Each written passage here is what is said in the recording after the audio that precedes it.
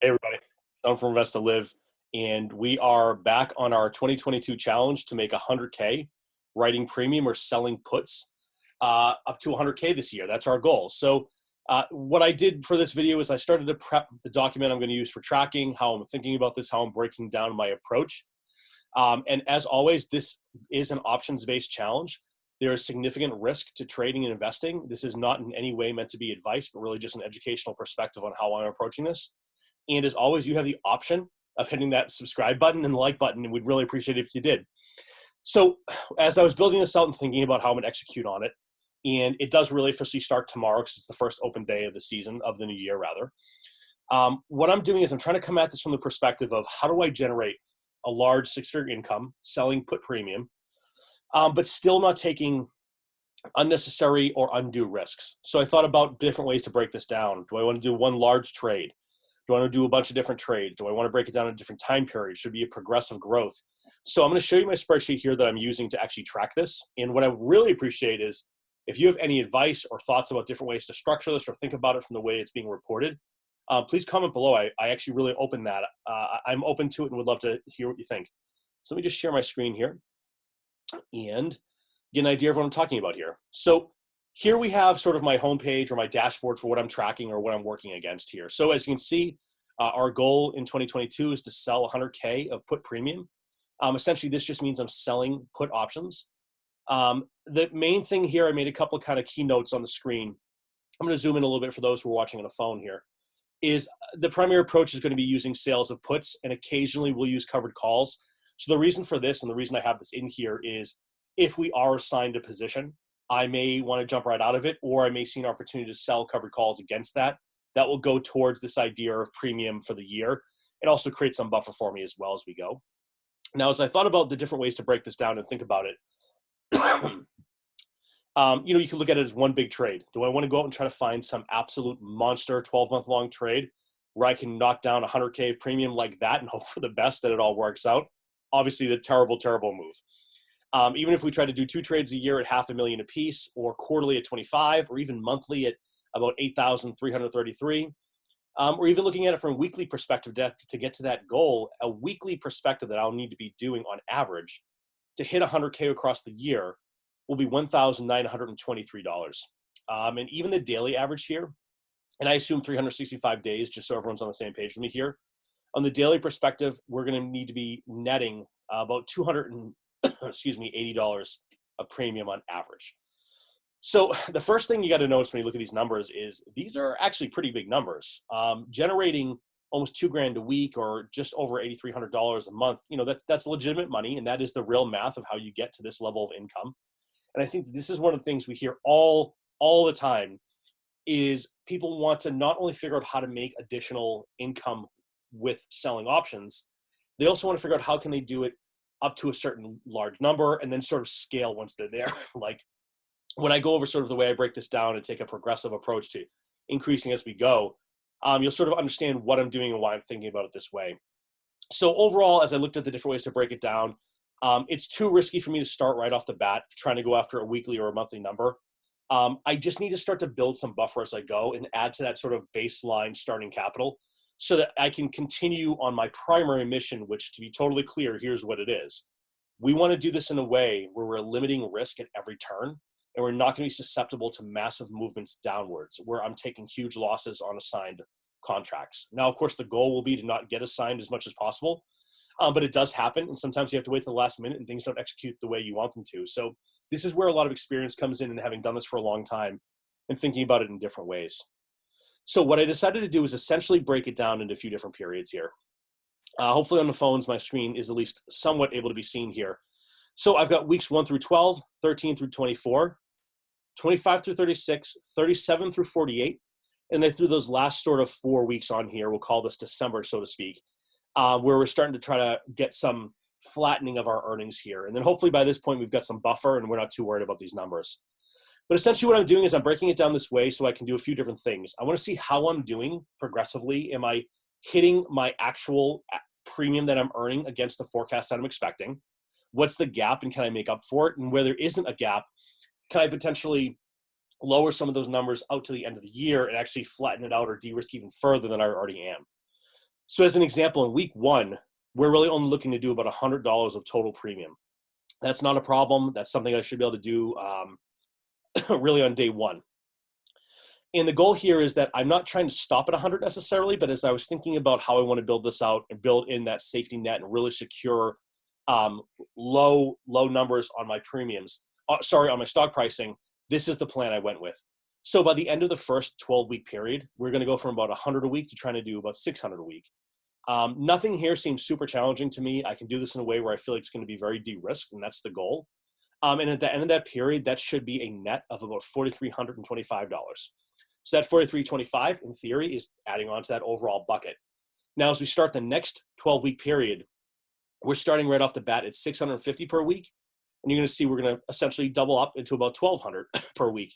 This will give us now $11,100, assuming we hit our actuals to this number, that now gets put on top of that pile yet again, right? So progressively, as we're trying to take these profits, we're keeping them in the capital. That capital is now getting larger and allowing me to take maybe slightly bigger positions or trade slightly larger price stocks. And again, with an eye always 100% of the time towards risk. That's the key metric that I'm always tracking here.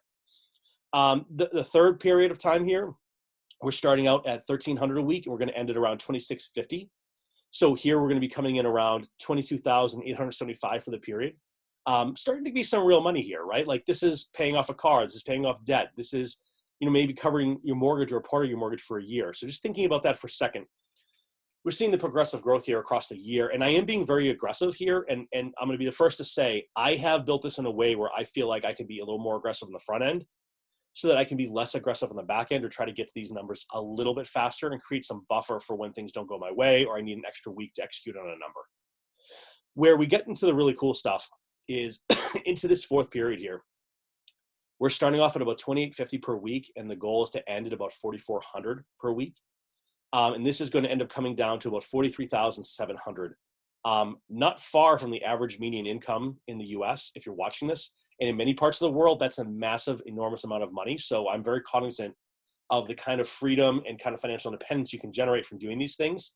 But again, I'm going to repeat this again and again. It's got to be with an eye towards safety and capital preservation, because if you don't preserve your capital, the game is over. Poof. You cannot continue doing this. So if you're making bad decisions or you're trying to maximize your premium by taking larger risks, all you're going to end up having is a lot of assigned positions at losses that you're going to have to sit on and try to cover your call, sell covered calls against, which you're going to typically pay less, or you're going to have to sell for losses, which means now you're back to starting capital levels where you don't want to be. And then in the final 4 weeks, I just want to use this really as an example, and I am certainly hoping we get there and maybe get there soon. But those last 4 weeks, what we're trying to do is really level off at about $4,500 per week, which will be an $18,000 month. So all in all, what this adds up to is that's our 100,000. We're going to be tracking actuals versus forecasts as we go by that 12-week period. But then against our overall yearly goal, we're also going to be looking at how we're tracking from an actuals perspective over time, what our current gap to the 100K goal is, as well as our percentage to hitting that goal. Now, in terms of how I'm tracking this, because I do want to be very transparent, show you what I'm buying, etc. We are going to be doing weeks starting January 3rd. I want to show the day of the specific trade, the premium I was paid, the symbol, the type of trade. It's going to be mostly selling puts, but I do want to point out again, could be covered calls in here or selling calls in general. The sizing. Now, the sizing is important because what we're talking about with size is how many contracts did I sell, right? Is it just one in the beginning, most likely? Is it 10, 20, 100 down the road? And I also want to track the current share price. So you, excuse me. So you guys can get a feel for how far away I'm typically tracking based on share price to what the premium or the strike price is that I'm targeting. And then I'm going to have this section here for notes and comments. This is something I've been doing for years as an investor and a trader, where I like to understand if there was something that stood out to me, if there was a specific reason that I liked, if I felt good about the premium I was seeing, if there was a piece of news that had popped up that made me feel confident about this or not. And then additionally, I'm going to mark down if I was assigned the position, yes or no. And if I was assigned, I'm trying to think through how I want to call that out, or if I'm just going to call that out as a separate call trade, or one where we basically just either hold out to take a limit order sale or take a loss on it. So this is the part I need the most help with, team. If you're seeing this and there's other key components here, you say, you know what, I'd love to see the way you think about this or how you execute on that. Please let me know. Let me know if there's something that's more interesting or can provide more value here. That's really the idea of what we're trying to do here. Even as I look at these numbers, this first couple of months here, I don't think there's much problem here. This is going to be pretty easy to do. Even get into this second set of 12. If we hit these numbers here, these numbers won't be that hard to hit. It's still challenging to make sure that we're controlling our risk, but it doesn't get too tough. The larger we get and the more we need it to be stable and growing over time with that progressive increase period over period, that's where the real challenge comes in. But overall, I feel pretty confident we can get there. And I definitely am really recording this more than anything, not just to show people how I do this, but really to hold myself accountable to stick with my plan, excuse me, understand how I'm trending, how the market's affecting the way I'm doing this. So I'll give you a great example. If during one of these weeks there's a major market event where I just don't feel comfortable jumping in, then I'm not going to jump in for the sake of it.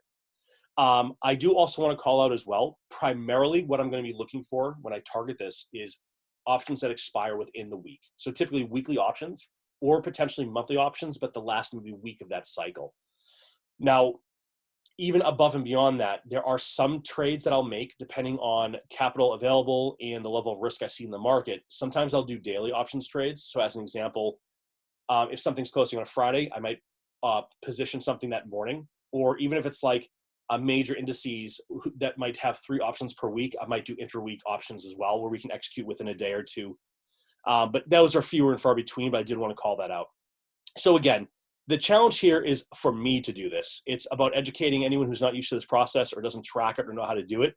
And I also think that it gets very exciting and easy on YouTube to see a lot of people talking about like, oh, here's how I make $1,000 a month, or here's how I did this, but they're not really showing you like the level of risk against the stock price today, right? It's very simple to go in and generate tons of premium and then get assigned thousands of shares at major losses that cause you to literally go bankrupt. I'd also call out too, if you are someone who is looking to trade premiums or sell premium to the market, just know that the risks are huge. It is significant. You can lose way more than 100K selling premium than you can making. I mean, that's just the reality here. So if you're not prepared for how to understand the risks, how to deploy hedges against that, you need to be aware of it. That's a very big deal. So with that, I'm pretty excited to kick this off. I feel good about it. I feel like this is going to be a good thing that I can definitely get to. Now, what I'm most interested in, frankly, is to see how the market's going to change throughout this year with everything going on. And I sort of have to laugh as I'm thinking about this. I'm kicking this off during, all the issues going on with viruses, all the issues going on with the economy, all the issues going on from a global perspective. But you know what the truth is? That's the best time for me to do this. Because if I can't make this work during times of turmoil, then I don't need to worry about times that are good. Because when things are good and the market's been on a bull run for 15 years, everyone thinks they're a genius in the market. I've been in the market for over 20 years. I've been through multiple different types of crashes, degrees of crashes, seen all kinds of things happen. I'm still here, still seeing the kind of returns I want to see. And that's why I'm really doing this is I'm trying to take some of that brain dump that I have and share it with folks who also want to get into this. The last big piece of this as well, I'm going to call out, and I hope people are still watching, is this is a really great play for folks who are thinking about like the FIRE experience. Now, again, this is for educational purposes only. So absolutely do your due diligence, take the time to train and learn and do everything the right way and recognize the amount of risk here. But I do want to call it out that the ability to generate ongoing income is like the missing link for so many people in the realm of early retirement and financial independence. Because as we know, to build up dividends takes a long time. And it takes a lot of capital for that 2 or 3 or 4% payer to really add up. And I know what some people think, but Sean, there's 8, 9, and 10, 11% dividend players. Sure, they're unbelievably risky. They can change at any time. At least when you control the output and you can decide where to deploy and not deploy, you can at least reasonably understand how to do this in a way that fits your style of investing, if it even does fit. And let's be frank, most people shouldn't be touching options. So with that said, I'm going to wrap it up there. I'm actually really excited about this. And again, I am so open to advice, to thoughts. If you're wondering why I pick a certain symbol versus another, or if you think I'm missing something, let me know. I'd love to hear anything. So with that, thanks so much for watching. I'm going to try to keep this really interactive and interesting as we go here. The videos don't have to be super long, and I won't make them long just for the sake of it. So, hey, let's do it. Hopefully I'm talking to you in about 12 months, and we're coming up on that 100K mark. So with that, thanks so much. Thanks for tuning in, and I'll be getting updates out as soon as I can and as soon as I have them. So thanks everybody for watching. Have a good one.